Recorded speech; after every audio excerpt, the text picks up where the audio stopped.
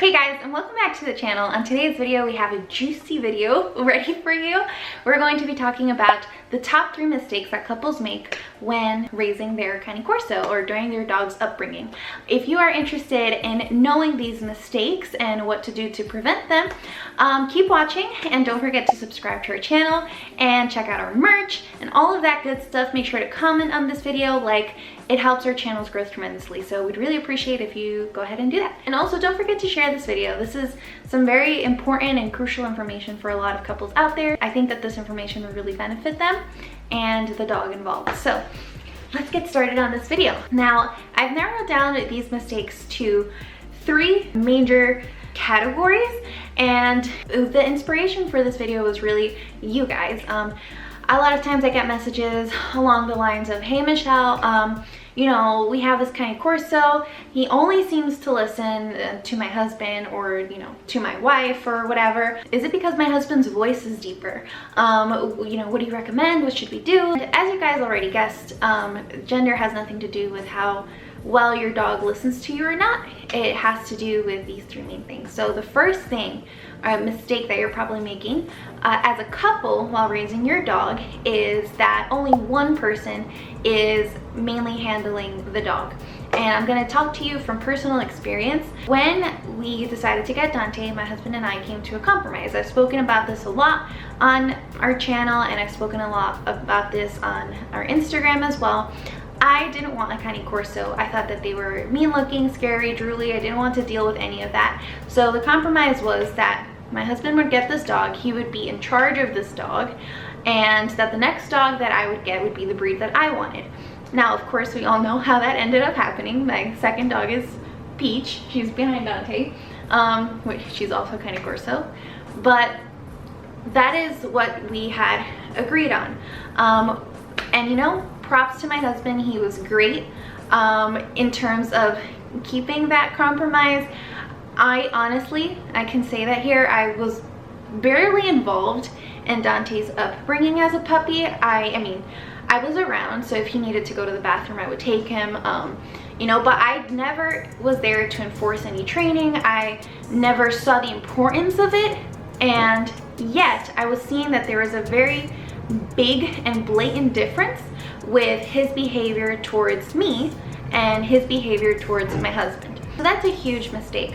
And now the reason that it's a huge mistake is because at the end of the day, Dante ended up only looking to my husband for guidance.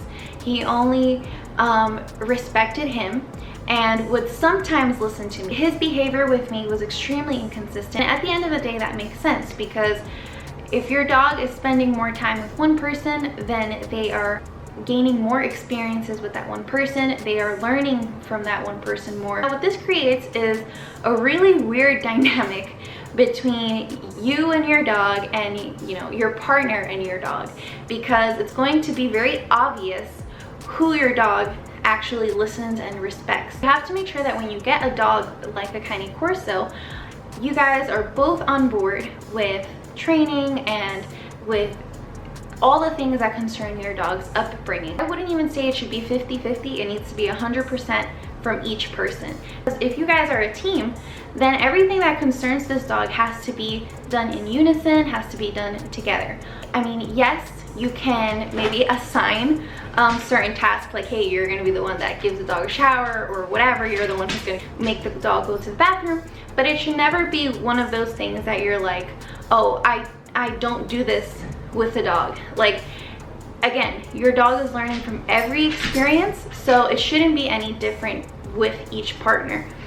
You want your dog to respect both of you guys. You want your dog to look to both of you for direction. You don't want the type of situation that you're telling your dog a command and then the dog is looking at the other person that he spends more time with to see if he should do that command or not. Which leads me to my next mistake. The next mistake that couples can make while raising their Cane Corso is always stepping in for the other person when it comes to giving them commands. So let me give you guys an example so you understand a little bit better what I mean. So once I started to come to the realization that Dante did not respect me or was very inconsistent with me in comparison to my husband, I knew that I had to start getting involved. And obviously, my husband and Dante's relationship was more, I would say, like, advanced. So they've gone through more experiences together in comparison to Dante and I. So it was really like a little bit of an uphill battle the first few times I was training Dante, because naturally Dante had learned that he didn't have to really listen to me, you know, he didn't really have to take me that seriously because I wasn't involved. So in those first couple of times when I was telling Dante commands, what he would do a lot is kind of look over at my husband like, hey, like, she's telling me this, like, should I do this or not? Because he was already used to it. And now naturally, you know, while I was telling Dante to sit and he wasn't doing it, my husband would want to step in. But now what this does is that it invalidates you. It teaches your dog that, hey, yeah, your mom telling you sit 3 times doesn't really mean anything. But when I tell you to sit, it does. So that's a really common mistake that I think a lot of couples can make, is the urge to step in. That is something that you should not be doing. We have this rule: whoever is holding the leash is the person that is in control and in command of the dog. So if my husband is holding the leash, I shouldn't be stepping in and telling Dante commands. Same thing goes for me. If I'm holding Dante's leash or Peach's leash, my husband shouldn't be butting in and telling Dante to do something, because he is not the one that's controlling him. It's me. And this goes back to, you have to make sure that your dog understands that he needs to listen to you and your partner equally. It's like you guys are the same person, the same entity. So that is really important, and that is a mistake that you should definitely avoid doing. And if you're doing it, stop it. So please stop. You can show your spouse's video and tell them that I said you need to stop, knock it off. Like, let that person handle the dog. You don't need to step in.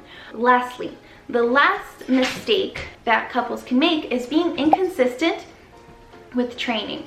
And not just inconsistent in general, but inconsistent depending on the person. Are both of you guys enforcing the same rules? Are both of you guys on board with all things training and all things manners? Like, for example, let's say that your spouse, Jack, and your Jill, whatever. So let's say that Jack always makes sure to make the Cane Corso dog sit before opening the door and going outside and giving them a release word and everything. But now Jill usually just opens the door and lets Cane Corso run out. That is a big no-no. That is a huge form of inconsistency in training. What this is going to do, again, it's going to reinforce the idea that your dog doesn't really have to listen to you, or he knows, he's gonna know that parent A is more of a softie, or that parent A is more lenient. And what this does is it really causes problem behaviors. So for example, Dante, I would notice that he would be way more protective over me instead of my husband. And now the reason that he was doing this was because when I was not involved in his training and then I was getting the leash and walking him, he felt like he needed to be the decision maker. He felt like he needed to be the one to step in because I wasn't showing firm leadership. I wasn't consistent with him. So he would be more likely to bark at somebody if he was with me as opposed to my husband. So these are things that are extremely crucial. Like, by themselves, they might not seem like a big deal, but they will make a huge difference as soon as you start changing them. With the Corso, you can't get away with having inconsistent leadership as a couple. A Corso is a very, very, very intelligent dog, and he is very strong-willed. Both Dante and Peach are extremely strong-willed, and if there is a chance for them to push their limits and push their boundaries, they will. They are hard-headed in that sense. That's why they're considered a difficult dog breed, and they're not really recommended for first-time owners, because it's the type of thing that to this day, I have to be on top of them. They'll totally try to step over you. You know, just as an example, like if we're going out and I tell him to sit, and Dante loves to do this. if I tell Dante to sit, he'll like lay down instead. And as like silly as that might seem, it's actually like his way of being like, I kind of don't want to sit, I'm gonna lay down instead. And he is going to learn from that. If I were to just let him do that, he's going to be like, yeah, see, like I can actually do whatever I want. Like mom doesn't really like care. She's not going to be strict about it, you know? So they're that type of dog. And if you are inconsistent with your leadership, it's going to be blatantly obvious. So yeah, it can lead to problem behaviors, and it's something that you really need to change. Yeah, I hope that you guys enjoyed this video. Don't forget to subscribe and share this video with somebody that you think might benefit from it, with a couple. Just like indirectly, like being like, hey, maybe you should watch this video. Mistakes that you shouldn't make. Not that you're making them, but just, you know. So if you want to share this video, I highly recommend it. And I thank you guys for subscribing and for always supporting us. Don't forget to check out the courses over at Fenrir. I always recommend them. They are very in-depth and they have helped me with raising my dogs, so it is something that I highly recommend to all dog owners. So if you guys are interested in that, the links for that will also be in the description. If you guys enjoyed this video, please let me know. Comment down below if you have been making one of these mistakes, or comment down below maybe a mistake that I didn't mention. It's important for us to talk, and it's important for, you know, the Cane Corso community to be bouncing ideas off of each other and experiences off of each other, because that's how you educate other owners, and I think that that's really important. So feel free to comment down below if you have been making one of these mistakes, or if you if there's a mistake that I didn't mention and that you were making and that you changed it. So yeah, thank you so much for watching, and see you until next time. Bye.